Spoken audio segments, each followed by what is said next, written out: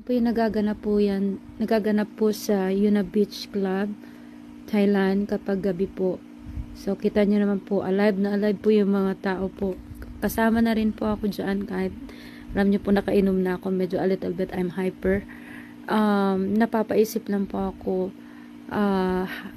nakainom na po ako niya, nakakaisip pa rin po ako kasi normal pa rin yung pag-iisip ko po.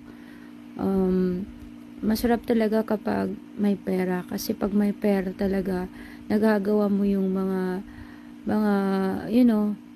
yung bagay-bagay at napupuntahan mo yung mga lugar na gusto mong puntahan. I mean, hindi naman po ako mayaman, mahirap lang po ako.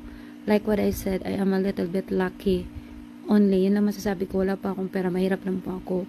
Pero naobserbahan ko po dun sa mga mayayaman po talaga, na-encounter ko po ng mga mayayaman talaga